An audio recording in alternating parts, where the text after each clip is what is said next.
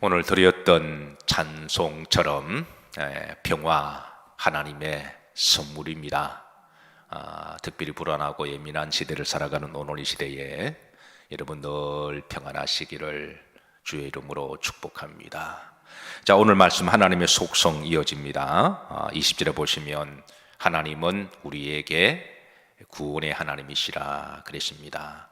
따라서 하십니다. 하나님은 나에게 우리에게 구원의 하나님이시라. 사망에서 벗어남은 주 여호와로 말미암거니와 그랬습니다.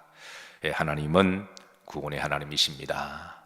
늘 구원을 감사하시고 오늘 한 날도 우리에게 새 생명 주시고 새 날 주시고 오늘의 구원을 누리시고 또 한평생 구원의 복이 마시기를 주의 이름으로 축복합니다.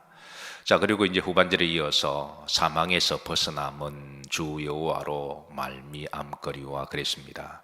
여기 이제 사망, 우리가 살아가면서 사망의 엄침한 골짜기를 다닐 때가 참으로 많습니다. 병 때문에 거의 생사를 오고 가는 경우도 있고 또 이렇게 또 갑자기 어떤 큰 사고를 만나서 길거리에 나앉을 때에 앞이 캄캄하기도 합니다. 그럴 때마다 하나님은 이제 성도의 기도를 들으시고 때가 되시면 기가 막힐 방법으로 하나님이 길을 인도하실 줄로 믿으시기를 주의 이름으로 축복합니다. 근데 여기에 사망은 단순하게 어떤 육신적인 사망뿐만 아니라 우리의 죽음의 사망에서 우리를 유일하게 건져주신 분은 하나님이십니다. 지옥의 사망에서 유일하게 우리를 구원하실 분은 하나님이십니다. 그래서 시인은 고백하기를 사망에서 벗어남은 주 여호와로 말미암거니와 그렇게 고백하고 있습니다. 오늘 새벽에 이 말씀으로 하나님께 다시 한번 감사하시고 구원과 사망에서 벗어나게 하시는 하나님을 깊이 기도하시고 예배하시기를 바랍니다. 자, 두 번째, 하나님은 심판의 하나님이심을 알려주고 있습니다. 구원의 하나님이시지만 또 심판의 하나님이시다. 마치 그것은 양쪽 거울과도 같아서 하나님은 사랑의 하나님이시고 또 하나님 심판의 하나님이시다. 이 구월이 이제 두 저울이 밸런싱을 잘 맞출 때 우리가 하나님의 속성을 제대로 알 수가 있는데요. 자, 이렇게 이제 21절은 22절까지 이 이제 배경을 시인은 이 전쟁터에서 처절한 그런 경험을 바탕으로 한 하나님의 속성을 믿음으로 고백하고 있어요. 그래서 이 전쟁을 비유해서 한 말인 것을 조금 우리가 참조할 필요가 있습니다. 자, 2절 다 같이 한번 앞서가십니다. 21절 그의 원수들의 머리 곧 죄를 짓고 다니는 자의 정수리는 하나님이 쳐서 깨뜨리시리로다. 하나님이 쳐서 이제 깨부순다는 거죠. 북한말로 말하면 좀 듣기에 따라 좀 잔혹한 말이기는 하죠. 근데 이제 전쟁의 배경으로 보면 전쟁에서는 서로 싸우다 보면 정말 끔찍한 일들이 일어납니다. 우리가 그냥 글로만 상상을 했던 일들이 아니라 정말 전쟁을 한번 경험하신 분들은 그건 정말 처절하죠. 옛날에는 주로 이제 칼, 도끼 이런 거로 싸우기 때문에 그래서 싸우다 보면 자, 그의 원수들의 머리 곧 죄를 짓고 다니는 자의 어디를 정수리는 머리를 이야기하죠. 그러니까 원수들의 머리 때로는 뭐 여러분 이해하시고 들으세요. 이게 이제 말씀이 전쟁의 배경이니까 서로 칼과 도끼를 가지고 싸다 보면 머리를 찢기도 하고 원수들의 머리를 찢기도 하고 아니면 뭐 내가 죽는데 어떡하겠어요. 그냥 머리를 찢기도 하고 그리고 머리 중에 정수리, 히브리인들은 생명의 근원을 이 정수리로 여겼습니다. 정수리에 찍힌다고 하는 것은 그 사람의 생명을 이제 끝난다 그렇게 봤기 때문에 시인은 이런 용어로 쓰고 있는데요. 자, 그런데 하나님은 아무나 이렇게 심판하지 않으세요. 하나님은 깨뜨리신다 심판하시는 하나님이신데 아무나 심판하시는 하나님이 아니라 앞에 21절을 보면 두 대상이 나옵니다. 원수들입니다. 원수들. 그러니까 성도의 원수. 하나님은 성도를 구원하기를 좋아하시는 하나님, 구원의 하나님. 하나님은 성도들은 구원하시고, 근데 이제 성도의 원수들이 있죠. 성도의 원수들은 하나님의 원수가 돼요. 물론 원수의 궁극적인 이제 이 본질은 바로 마귀를 말하기도 하죠. 그래서 이제 원수들의 머리를 하나님이 심판하시고, 두 번째는 죄를 짓고 다니는 자. 원문에 보시면 죄 짓기를 즐겨하는 자들이라고 되어 있습니다. 그러니까 죄를 짓기를 좋아하는 사람들, 한두 번의 죄가 아니라 그냥 그 자체를 즐기는 악한 사람들이 있습니다. 그래서 하나님은 이런 자들을 가만히 지켜보시다. 하나님은 한두 번 죄를 범한다고 해서 바로바로 심판하시는 하나님은 아니시죠. 만약 우리가 한두 번 실수하고 잘못하고 죄를 범했을 때 그때그때마다 심판하시고 치시다면 여기 앉아 계시는 분은 아무도 없을 거예요. 우리는 살다 보면 실수하기도 하고 잘못하기도 하고 죄를 범하기도 하지만, 근데 하나님께서는 이렇게 오래 기다리십니다. 그런데 이거는 우리가 실수하고 잘못하는 것하고 그 죄 자체, 악 자체를 즐기는 것하고 다른 거라는 거예요. 그걸 계속 의도적으로 반복적으로 하면 하나님이 지켜보시다가 하나님은 그런 자들을 뭐 하신다? 심판하신다. 하나님은 죄에 대해서는 오래 참으시지만 한번 팔을 거두시고 심판하시기로 작정하시면 무섭게, 마치 전쟁터에서 병사가 칼과 도끼를 가지고 머리를 치고 정수리를 그냥 치는 것처럼 하나님이 그렇게 심판하시는 하나님이시다, 그렇게 말씀하고 있습니다. 자, 23절에도 이 원수들에 대한 심판의 말씀이 이어지는데요, 이것도 전쟁의 배경을 하고 있습니다. 자, 내가 그들을 심히 뭐하고 치고 그랬습니다. 내가 그들을 심히 치고, 전쟁터에서 이제 지금 병사가 서로 싸우고 있어요. 하나님께서는 이제 내가 그들을 심히 치고 전쟁터에서 이기게 하시는데, 그 승리케 하시는 분은 하나님이시라는 거예요. 그러니까 하나님은 그 심판을 전쟁터에서 이렇게 그 병사에게 이제 심판을 위임을 하시고, 전쟁에서 이기게 하신 것은 그 병사가 이긴 게 아니라 하나님 이기도록 하나님이 지혜도 주시고 힘도 주시고 그렇게 하나님 심판을 위임하신 걸 이야기하죠. 자, 내가 그들을 심히 치고 그들의 피에 내 발을 잠그게 하며 그랬습니다. 또 끔찍한 또 상황인데, 이제 전쟁터 피가 뭐 낭자 겨르지 않겠어요?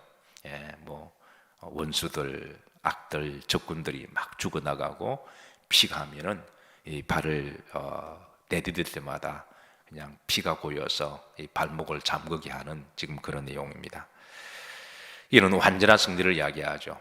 완전한 승리, 원수들, 적들을 완전히 이제 승리하게 하시고 그 피가 나와서 이제 밟고 다니고. 자, 그런데 그 다음 보십시다.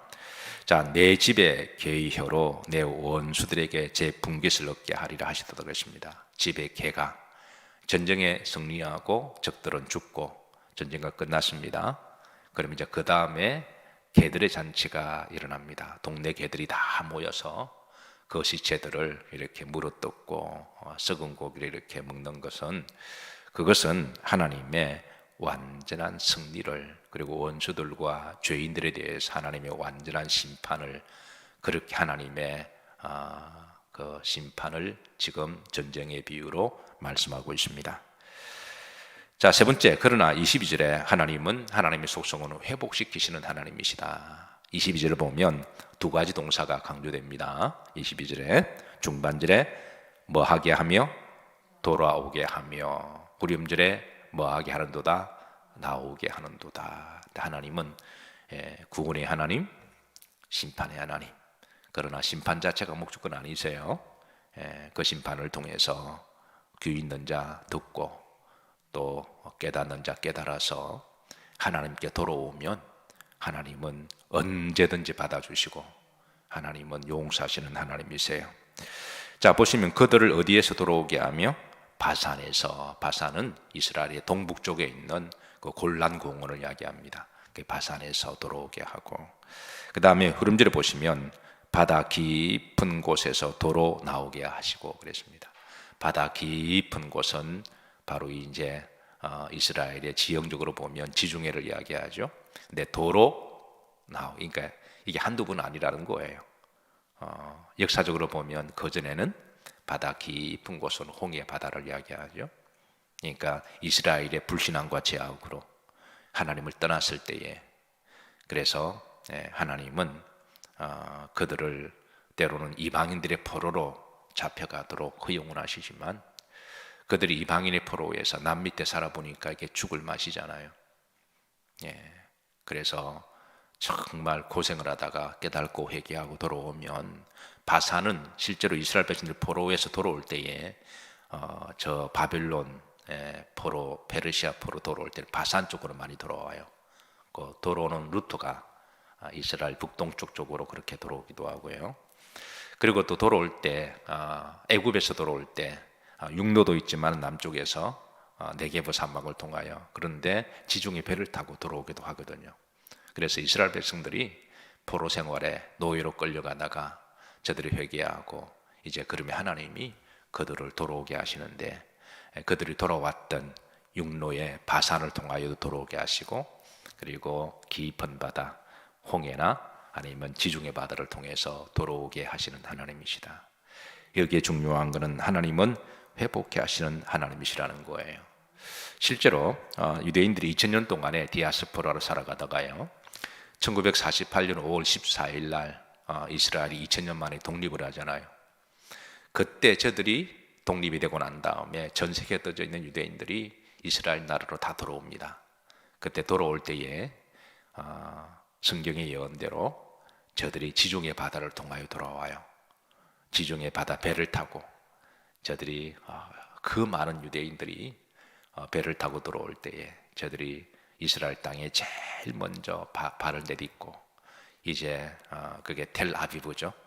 거기에 무릎을 꿇고 하나님의 땅, 약속의 땅에 그게 입맞춤을 키스를 하면서 그렇게 했던 그 감동스러운 그런 사실들이 많이 있습니다. 또 그렇게 하면 또 육로는 바산을 통해서도 돌아오게 해서 하나님은 돌아오게 하시는데, 자, 심지어 중요한 것은 한때 하나님을 부인하고 아까 원수들 나오죠.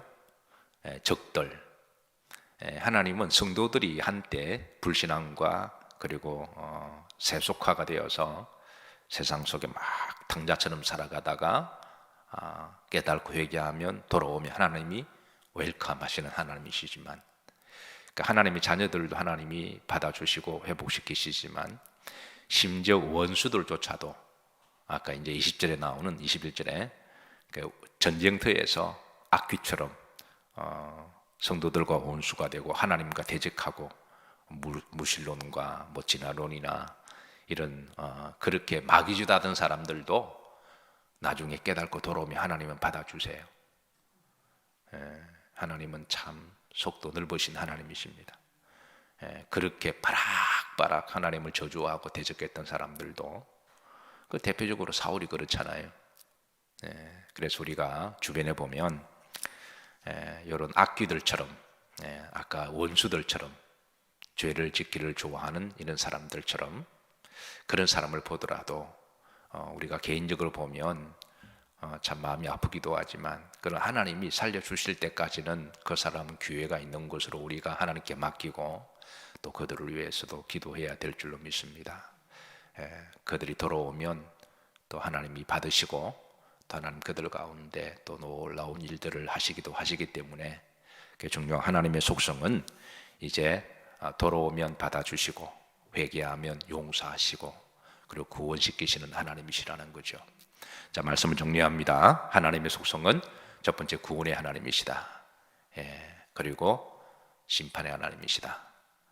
그리고 어떤 죄를 지었든 돌아오면 받아주시고 용서하시는 하나님이시고, 새롭게 시작하시는 하나님의 이 속성을 오늘도 우리가 그 은혜를 누리고 살아가니까, 우리도 한때 다 나쁜 사람들이었잖아요.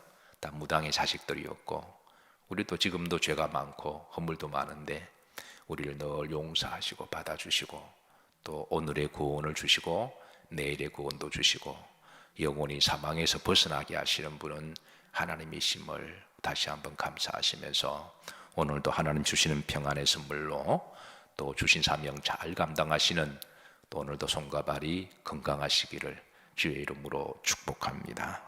우리 410